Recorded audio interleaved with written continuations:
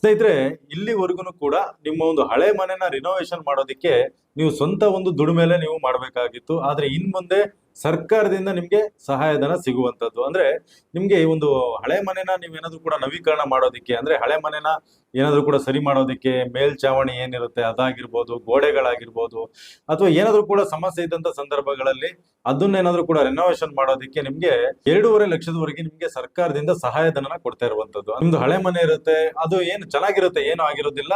ಕೆಲವೊಂದು ಬಾರಿ ಈ ಒಂದು ಮಳೆಗಾಲದಂತ ಸಂದರ್ಭಗಳಲ್ಲಿ ನಿಮ್ಗೆ ಆ ಒಂದು ಮೇಲ್ಚಾವಣಿ ಏನಿರುತ್ತೆ ಅದರಿಂದ ನಿಮ್ಗೆ ನೀರು ಸೋರುವಂತದ್ದು, ಈ ರೀತಿಯಾಗೆಲ್ಲ ಸಮಸ್ಯೆ ಇರುತ್ತೆ. ಮತ್ತೆ ಈ ಒಂದು ಕೆಳಗಡೆ ಒಂದು ಕಾಂಕ್ರೀಟ್ ಇರುತ್ತೆ ಅದಾಗಿರ್ಬೋದು, ಅದೆಲ್ಲ ಕಿತ್ತೋಗಿರುತ್ತೆ, ಅಥವಾ ಟೈಲ್ಸ್ ಗಳು ಕಿತ್ತೋಗಿರುತ್ತೆ. ಇದನ್ನೆಲ್ಲ ಎಲ್ಲದನ್ನು ಕೂಡ ನೀವು ರಿನೋವೇಷನ್ ಮಾಡೋದಕ್ಕೆ ನೀವು ಸ್ವಂತ ಒಂದು ದುಡಿಮೆಲೆ ಒಂದು ಹಣನ ಹಾಕಿ ನಂತರದಲ್ಲಿ ರಿನೋವೇಷನ್ ಮಾಡಬೇಕಾಗಿತ್ತು. ಆದ್ರೆ ಇನ್ ಮುಂದೆ ನಿಮ್ಗೆ ಸರ್ಕಾರದಿಂದ 2.5 ಲಕ್ಷದವರೆಗೆ ನಿಮ್ಗೆ ಸಹಾಯಧನನ ಕೊಡ್ತಿರುವಂತದ್ದು. ಸ್ನೇಹಿತರೆ, ಹಳೆ ಮನೆನ ರಿಪೇರಿ ಮಾಡೋದಾಗಿರ್ಬೋದು, ಅಥವಾ ಏನಾದ್ರೂ ಕೂಡ ನಿಮ್ದು ಗೋಡೆ ಏನಾದ್ರೂ ಸಮಸ್ಯೆ ಇದ್ದಂತ ಸಂದರ್ಭಗಳಲ್ಲಿ ಅದನ್ನು ಕೂಡ ಮಾಡೋದಾಗಿರ್ಬೋದು, ಮತ್ತೆ ಈ ಒಂದು ಮೇಲ್ಚಾವಣಿ ಏನಾದ್ರೂ ಕೂಡ ಹಾಳಾಗಿದ್ರೆ ಅದನ್ನು ಕೂಡ ಸರಿ ಮಾಡ್ಕೊಳ್ಳೋದಾಗಿರ್ಬೋದು, 2.5 ಲಕ್ಷದವರೆಗೆ ನಿಮ್ಗೆ ಸಹಾಯಧನನ ಕೊಡ್ತಾ ಇರುವಂತದ್ದು. ಓಕೆ ಸ್ನೇಹಿತರೆ, ಅದ್ರ ಬಗ್ಗೆ ನಾನು ಕಂಪ್ಲೀಟ್ ಡೀಟೇಲ್ಸ್ ಹೇಳ್ತಾ ಹೋಗ್ತೀನಿ. ಅದಕ್ಕೂ ಫಸ್ಟ್ ನಮ್ಮೊಂದು ಚಾನಲ್ಗೆ ಯಾರೇನು ಸಬ್ಸ್ಕ್ರೈಬ್ ಆಗಿಲ್ಲ ದಯವಿಟ್ಟು ಕೂಡ ಸಬ್ಸ್ಕ್ರೈಬ್ ಆಗಿ ಅಂತ ನಾನು ಹೇಳೋದಕ್ಕೆ ಇಷ್ಟಪಡ್ತೀನಿ. ಹಾಗೇನೆ ನಮ್ಮೊಂದು ಚಾನಲ್ ಇದೇ ರೀತಿಯಾದ ಅಂದ್ರೆ ಜನರಿಗೆ ತುಂಬಾನೇ ಯೂಸ್ ಆಗುವಂತ ಒಂದು ಒಳ್ಳೆ ಹೊಸ ವಿಚಾರಗಳನ್ನ ನಾವು ಪ್ರತಿದಿನನೂ ಕೂಡ ವಿಡಿಯೋಗಳನ್ನ ಮಾಡ್ತಾ ಇರ್ತೀವಿ. ಅದೇ ರೀತಿಯಾಗಿ ಈ ಒಂದು ಅಗ್ರಿಕಲ್ಚರ್ಗೆ ಸಂಬಂಧಪಟ್ಟ ಹಾಗೆ, ಅಂದ್ರೆ ರೈತರಿಗೆ ಸಂಬಂಧಪಟ್ಟ ಹಾಗೆ ಎಲ್ಲಾ ಒಂದು ವಿಚಾರದ ಬಗ್ಗೆನೂ ಕೂಡ ವಿಡಿಯೋಗಳನ್ನ ಹಾಕ್ತಾ ಇರ್ತೀವಿ. ಅದು ನಿಮ್ಗೆ ತುಂಬಾನೇ ಹೆಲ್ಪ್ ಆಗುತ್ತೆ ಸ್ನೇಹಿತರೆ. ಓಕೆ ಸ್ನೇಹಿತರೆ, ಇವಾಗ ಈ ಒಂದು ಹಳೆ ಮನೆನ ಒಂದು ನವೀಕರಣ ಮಾಡೋದಕ್ಕೆ, ಅಂದ್ರೆ ರಿನೋವೇಷನ್ ಮಾಡೋದಕ್ಕೆ ಮುಖ್ಯ ಉದ್ದೇಶ ಏನು ಅಂತ ನೋಡೋದಾದ್ರೆ, ಮೊದಲನೇದಾಗಿ ಈ ಒಂದು ಬಡ BPL ಮತ್ತು ಆರ್ಥಿಕವಾಗಿ ಹಿಂದುಳಿದ ಕುಟುಂಬಗಳಿಗೆ ಸುರಕ್ಷಿತ ವಾಸಸ್ಥಳ ಒದಗಿಸುವುದು. ಅಂದ್ರೆ ನಿಮ್ಗೆ ಗೊತ್ತಿರಬಹುದು, ಈ ಒಂದು ಸೋಷಿಯಲ್ ಮೀಡಿಯಾಗಳಲ್ಲೆಲ್ಲ ಬರ್ತಾ ಇರುತ್ತೆ. ಸೊ ಒಂದು ಮನೆ ಇರುತ್ತೆ, ಬಟ್ ಅದು ಕಂಪ್ಲೀಟ್ ಆಗಿ ಮೇಲಿಂದ ಸೋರ್ತಾ ಇರುತ್ತೆ. ಮಳೆಗಾಲ ಸಂದರ್ಭಗಳಲ್ಲಿ ಗೋಡೆ ಕುಸಿದು ಬಿದ್ದಿರುತ್ತೆ, ಈ ರೀತಿಯಾಗೆಲ್ಲ ಸಮಸ್ಯೆ ಇರುತ್ತೆ. ಅಂತವ್ರಿಗೆ ಈ ಒಂದು ಸ್ಕೀಮ್ ಅಲ್ಲಿ ನಿಮ್ಗೆ 2.5 ಲಕ್ಷದವರೆಗೆ ನೀವು ಆ ಒಂದು ಸಹಾಯಧನ ತಗೊಂಡು ಅದನ್ನ ರಿಪೇರಿನ ಮಾಡಿಸ್ಕೋಬಹುದು. ಅದನ್ನ ಚೆನ್ನಾಗಿ ಮಾಡ್ಕೋಬಹುದು, ಏನ್ ತೊಂದರೆ ಇಲ್ಲ. ಯಾಕಂತಂದ್ರೆ 2.5 ಲಕ್ಷದಲ್ಲಿ ನೀವು ಚೆನ್ನಾಗಿ ಮಾಡ್ಕೊಳ್ಳೋದಕ್ಕೆ ಅವಕಾಶ ಇರುವಂತದ್ದು. ಯಾಕಂದ್ರೆ ನಿಮ್ಮ ಒಂದು ಹೊಸ ಮನೆ ಮಾಡೋದಕ್ಕೆ ನಿಮ್ಗೆ 1,30,30,000 ಹಣನ ಮಾತ್ರ ಕೊಡ್ತಾರೆ ಸರ್ಕಾರದಿಂದ. ಆದ್ರೆ ಹಳೆ ಮನೆ ರಿನೋವೇಷನ್ ಮಾಡೋದಕ್ಕೆ ನಿಮ್ಗೆ 2.5 ಲಕ್ಷದವರೆಗೂ ಕೂಡ ಕೊಡ್ತಾ ಇದ್ದಾರೆ. ಅಟ್ಲೀಸ್ಟ್ ನಾವು ಇರೋಕೆ ಒಂದು ಸಾಧ್ಯವಾಗುವಷ್ಟು ಚೆನ್ನಾಗಿ ಮಾಡ್ಕೋಬಹುದು ಸ್ನೇಹಿತರೆ. ಇದಂತೂ ನಾನು ಹೇಳೋದಕ್ಕೆ ಇಷ್ಟಪಡ್ತೀನಿ. ಹಾಗೇನೆ ಇನ್ನೊಂದು ಮುಖ್ಯ ಉದ್ದೇಶ ಏನಂತಂದ್ರೆ, ಗ್ರಾಮ ಹಾಗೂ ನಗರ ಪರಿಸರದಲ್ಲಿ ಮಾನವೀಯ ವಾಸಸ್ಥಳ ಕಲ್ಪಿಸುವುದು. ಅಂದ್ರೆ ಈ ಒಂದು ಏನು ಗ್ರಾಮಗಳಲ್ಲಿ ಅಥವಾ ನಗರಗಳಲ್ಲಾಗಿರ್ಬೋದು, ಮಾನವೀಯವಾಗಿ ವಾಸಸ್ಥಳ ಕಲ್ಪಿಸುವುದು. ಅಂದ್ರೆ ಮಾನವೀಯತೆಯಿಂದ ಅಂತವ್ರಿಗೆ 2.5 ಲಕ್ಷದವರೆಗೆ ಒಂದು ಸಹಾಯಧನ ಕೊಡ್ತಾ ಇರುವಂತದ್ದು. ಅಂದ್ರೆ ಇಲ್ಲಿವರೆಗೂ ಕೂಡ ನೀವು ನೋಡ್ತಾ ಇದ್ರಲ್ವಾ, ಮನೆಗಳಿಲ್ಲ ಅಂತೆಲ್ಲ ಹೇಳ್ತಾ ಇದ್ದಾರೆ. ಬಟ್ ಮನೆಗಳಂತಂದ್ರೆ ಅವ್ರು ಹೊಸ ಮನೆಗಳನ್ನು ಕೂಡ ತಗೊಳ್ಳೋದಿಕ್ಕೆ ಅವಕಾಶ ಇರುತ್ತೆ. ಆದ್ರೆ ಅವ್ರ ಹತ್ರ ಸರಿಯಾದ ಒಂದು ದಾಖಲಾತಿ ಇರೋದಿಲ್ಲ. ದಾಖಲಾತಿ ಇಲ್ಲ ಅಂತಂದ್ರೆ ಅದು ಯಾವುದೇ ಕಾರಣಕ್ಕೂ ಕೂಡ ಅಪ್ಲೈ ಮಾಡೋದಕ್ಕೆ ಸಾಧ್ಯ ಆಗೋದಿಲ್ಲ. ಅಂತವ್ರಿಗೆ ಈ ಒಂದು ಸರ್ಕಾರದಿಂದ ಈ ರೀತಿಯಾಗಿ ಒಂದು ಕಾರ್ಯಕ್ರಮನ ಮಾಡ್ತಾ ಇರುವಂತದ್ದು ಸ್ನೇಹಿತರೆ. ಅದೇ ರೀತಿಯಾಗಿ ಇದಕ್ಕೆ ಯಾರೆಲ್ಲ ಅರ್ಹರಂತ ನೋಡೋದಾದ್ರೆ, ಅಂದ್ರೆ ಎಲಿಜಿಬಿಲಿಟಿ ಏನ್ ಬೇಕಾಗುತ್ತೆ ಅಂತ ನೋಡೋದಾದ್ರೆ, ಮೊದಲನೇದಾಗಿ BPL ಕಾರ್ಡ್ ಹೊಂದಿರುವ ಕುಟುಂಬಗಳಾಗಿರ್ಬೇಕಾಗುತ್ತೆ. ನಂತರದಲ್ಲಿ ಈ ಒಂದು ವಿಧವೆಯರು, ಮತ್ತೆ ವಿಕಲಚೇತನರು, ಮತ್ತೆ ಹಿರಿಯ ನಾಗರಿಕರು, ಅಂದ್ರೆ ಸಾಮಾಜಿಕವಾಗಿ ದುರ್ಬಲ ವರ್ಗಗಳಿಗೆ ಹೆಚ್ಚಿನ ಪ್ರಾಮುಖ್ಯತೆನ ಕೊಡ್ತಾ ಇರುವಂತದ್ದು. ಅಂದ್ರೆ ಈ ಒಂದು ವಿಧವೆಯರಾಗಿರ್ಬೋದು, ವಿಕಲಚೇತನರಾಗಿರ್ಬೋದು, ಹಿರಿಯ ನಾಗರಿಕರಾಗಿರ್ಬೋದು, ಇಂಥವ್ರಿಗೆಲ್ಲ ಕೂಡ ಈ ಒಂದು ಮನೆಗಳನ್ನ ಕಟ್ಟೋದಿಕ್ಕೆ, ಹೊಸ ಮನೆಗಳನ್ನ ಕಟ್ಟೋದಿಕ್ಕೆ ಸಾಧ್ಯ ಆಗೋದಿಲ್ಲ. ಅಂತವ್ರಿಗೆ ಇರೋ ಮನೆನ ಒಂದು ರಿನೋವೇಷನ್ ಮಾಡೋದಿಕ್ಕೆ ಒಂದು ಅವಕಾಶನ ಕೊಡ್ತಾ ಇದ್ದಾರೆ ಸರ್ಕಾರದಿಂದ.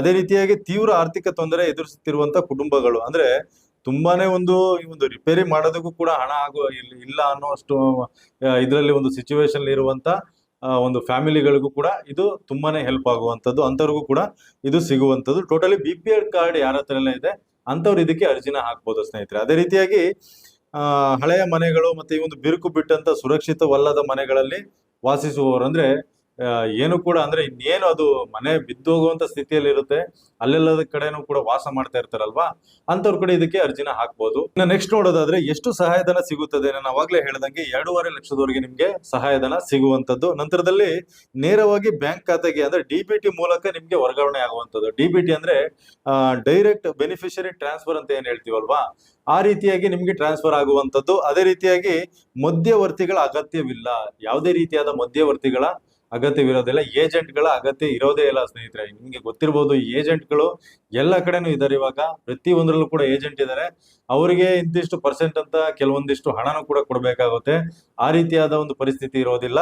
ನಿಮ್ಗೆ ಅಗತ್ಯ ಏನು DBT ಮುಖಾಂತರವಾಗಿ ನಿಮ್ಗೆ ಡೈರೆಕ್ಟ್ ಆಗಿ ನಿಮ್ಗೆ ಹಣ ನಿಮ್ಮ ಒಂದು ಬ್ಯಾಂಕ್ ಖಾತೆಗೆ ಬರುವಂತದ್ದು, ಮಧ್ಯವರ್ತಿಗಳ ಅಗತ್ಯ ಇರೋದಿಲ್ಲ. ಇನ್ನು ನಂತರ ಹಣವನ್ನು ಯಾವ ಕೆಲಸಗಳಿಗೆ ಬಳಸಬಹುದು ಅಂದ್ರೆ, ನಾನು ಅವಾಗ್ಲೇ ಹೇಳಿದಾಗೆ ನಿಮ್ಗೆ ಮೇಲ್ಚಾವಣಿ ಬದಲಾವಣೆ ಮಾಡೋದಾಗಿರ್ಬೋದು, ಬಲಪಡಿಸೋದಾಗಿರ್ಬೋದು, ಅಥವಾ ಗೋಡೆ ಬಲಪಡಿಸುವುದಾಗಿರ್ಬೋದು. ಗೋಡೆಗಳೇನಾದ್ರೂ ಕೂಡ ಒಂದು ಬಿರುಕು ಸಂದರ್ಭಗಳಲ್ಲಿ ಅದನ್ನು ಕೂಡ ಸರಿ ಮಾಡೋದಕ್ಕೆ ಇದನ್ನ ಈ ಒಂದು 2.5 ಲಕ್ಷದವರೆಗೆ ನಿಮ್ಗೆ ಸಹಾಯಧನ ಸಿಗುವಂತದ್ದು. ನಂತರ ನೆಲ ನವೀಕರಣ, ನಾನು ಅವಾಗ್ಲೇ ಹೇಳಿದ್ನಲ್ವಾ, ಒಂದು ಟೈಲ್ಸ್ ಕಿತ್ತೋಗಿರೋದಾಗಿರ್ಬೋದು, ಒಂದು ಏನ್ ಕಾಂಕ್ರೀಟ್ ಹಾಕಿರ್ತಾರೆ ಅದು ಕಿತ್ತೋಗಿರೋದಾಗಿರ್ಬೋದು, ಇದೆಲ್ಲದೂ ಕೂಡ ನೀವು ಮಾಡ್ಕೋಬಹುದು. ನಂತರ ಈ ಒಂದು ವಿದ್ಯುತ್ ಅಥವಾ ನೀರಿನ ವ್ಯವಸ್ಥೆ ಸುಧಾರಣೆ, ಅಂದ್ರೆ ನಿಮ್ಗೆ ಏನಾದ್ರು ಕೂಡ ನೀರಿನ ವ್ಯವಸ್ಥೆ ಇಲ್ಲ ಅಥವಾ ಏನಾದ್ರು ಕೂಡ ಕರೆಂಟ್ ಕೂಡ ಇಲ್ಲ, ಈ ರೀತಿಯಾಗಿರೋದಕ್ಕೂ ಕೂಡ ಇದನ್ನ ನೀವು ಬಳಸ್ಕೋಬಹುದು.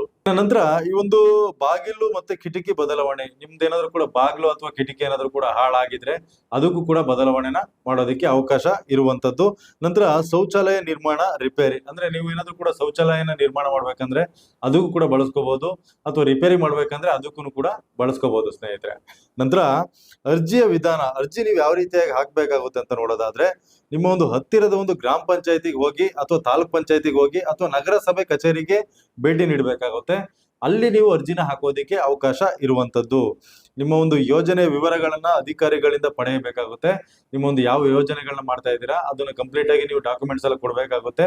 ಆ ಒಂದು ಡಾಕ್ಯುಮೆಂಟ್ಸ್ ಎಲ್ಲ ಕೊಟ್ಟ ನಂತರದಲ್ಲಿ ವೆರಿಫಿಕೇಶನ್ ಆಗುತ್ತೆ. ವೆರಿಫಿಕೇಶನ್ ಆದ ನಂತರದಲ್ಲಿ ನಿಮ್ಮ ಒಂದು ಮನೆನೂ ಕೂಡ ಬಂದು ನೋಡ್ತಾರೆ ಅಧಿಕಾರಿಗಳು. ಮನೆ ನೋಡಿ ಅದು ಇರೋದಿಕ್ಕೆ ಸೂಕ್ತವಲ್ಲದ ಮನೆ ಅನ್ನೋದಾದ್ರೆ ಮಾತ್ರ ನಿಮ್ಗೆ ಆ ರೀತಿಯಾದ ಒಂದು ಸಹಾಯಧನನ ಸಿಗುವಂತದ್ದು. ನಾನು ನಿಮ್ಗೆ ಕಂಪ್ಲೀಟ್ ಆಗಿ ಅರ್ಥ ಆಯ್ತು ಅನ್ಕೊಳ್ತೀನಿ. ಅದೇ ರೀತಿಯಾಗಿ ಇದಕ್ಕೆ ಅರ್ಜಿ ಹಾಕೋದಿಕ್ಕೆ ಏನೆಲ್ಲ ಒಂದು ದಾಖಲಾತಿಗಳು ಬೇಕು ಅಂತ ನೋಡೋದಾದ್ರೆ, ಮೊದಲನೇದಾಗಿ ಆಧಾರ್ ಕಾರ್ಡ್ ಬೇಕಾಗುತ್ತೆ, ನಂತರ BPL ಕಾರ್ಡ್ ಬೇಕಾಗುತ್ತೆ, ನಂತರ RTC ಅಂದ್ರೆ ಖಾತಾ ನಕಲು, ಈ ಏನು RTC ಅಂತ ಏನ್ ಕರಿತೀವಲ್ವಾ, ಪಾಣಿ ಅಂತ ಏನ್ ಕರಿತೀವಿ, ಅದು ಕೂಡ ಬೇಕಾಗುತ್ತೆ. ನಿಮ್ಮ ಒಂದು ಜಾಗ ಎಲ್ಲಿದೆ ಅಲ್ಲಿ ಇರುವಂತ ಒಂದು RTC ಕೂಡ ಬೇಕಾಗುತ್ತೆ. ಆ ಒಂದು ಸರ್ವೆ ನಂಬರ್ ಹಾಕಿದ್ರೆ ಸಾಕು, RTC ನಿಮ್ಗೆ ಸಿಕ್ಬಿಡುತ್ತೆ ಸ್ನೇಹಿತರೆ. ನಂತರ ನಿಮ್ಗೆ ಬ್ಯಾಂಕ್ ಪಾಸ್ಬುಕ್ ನ ಒಂದು ಪ್ರತಿ ಬೇಕಾಗುತ್ತೆ. ಅಂದ್ರೆ ನಿಮ್ಮ ಒಂದು ಬ್ಯಾಂಕ್ ನ ಒಂದು ಪಾಸ್ಬುಕ್ ನ ಒಂದು ಕಂಪ್ಲೀಟ್ ಡೀಟೇಲ್ಸ್ ಬೇಕಾಗುತ್ತೆ, ಬ್ಯಾಂಕ್ ನ ಒಂದು ಡೀಟೇಲ್ಸ್ ಕೂಡ ಬೇಕಾಗುತ್ತೆ. ನಂತರದಲ್ಲಿ ಮನೆಯ ಪ್ರಸ್ತುತ ಸ್ಥಿತಿಯ ಫೋಟೋ, ಅಂದ್ರೆ ನಿಮ್ಮ ಒಂದು ಮನೆ ಯಾವ ಒಂದು ಸ್ಥಿತಿಯಲ್ಲಿದೆ ಅದರ ಒಂದು ಫೋಟೋನು ಕೂಡ ಬೇಕಾಗುತ್ತೆ. ಅದನ್ನ ಈ ಒಂದು ಅಧಿಕಾರಿಗಳು ಅಂದ್ರೆ ಗ್ರಾಮ ಪಂಚಾಯತಿಯಲ್ಲಿ ಆಗಿರ್ಬೋದು, ಅವ್ರೇನಾದ್ರೂ ಕೂಡ ಬಂದಂತ ಅಧಿಕಾರಿಗಳು ಆ ಒಂದು ಫೋಟೋನು ಕೂಡ ಹೊಡಿತಾರೆ. ನಂತರದಲ್ಲಿ ಮೊಬೈಲ್ ಸಂಖ್ಯೆ ಕೂಡ ಬೇಕಾಗುತ್ತೆ.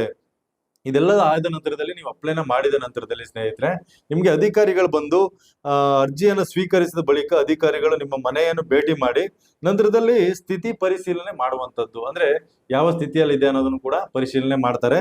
ನಿಮ್ಗೆ ಆ ಒಂದು ಮನೆ ಇರೋದಿಕ್ಕೆ ಸೂಕ್ತವಲ್ಲ ಅಂದ್ರೆ ನಿಮ್ಗೆ ಖಂಡಿತವಾಗ್ಲೂ ಆ ಮನೆಗೆ ಒಂದು ರಿನೋವೇಷನ್ ಮಾಡೋದಿಕ್ಕೆ ಅಥವಾ ಅದನ್ನ ಸರಿ ಮಾಡೋದಿಕ್ಕೆ ಅವಕಾಶ ಇರುವಂತದ್ದು. ಓಕೆ ಸ್ನೇಹಿತರೆ, ಈ ಒಂದು ವಿಡಿಯೋ ನಿಮ್ಗೆ ಕಂಪ್ಲೀಟ್ ಆಗಿ ಅರ್ಥ ಆಯ್ತು ಅಂತ ಅನ್ಕೊಳ್ತೀನಿ. ದಯವಿಟ್ಟು ಕೂಡ ಏನಾದ್ರು ಡೌಟ್ಸ್ ಇದ್ರೆ ನನಗೆ ಕಮೆಂಟ್ ಮಾಡಿ ಅಂತ ನಾನು ಹೇಳ್ತಾ ಈ ಒಂದು ವಿಡಿಯೋನಲ್ಲಿ ಮುಗಿಸ್ತಾ ಇದ್ದೀನಿ. ಮುಂದಿನ ವಿಡಿಯೋದಲ್ಲಿ ಮತ್ತೆ ಸಿಗ್ತೀನಿ. ಧನ್ಯವಾದ ಸ್ನೇಹಿತರೆ.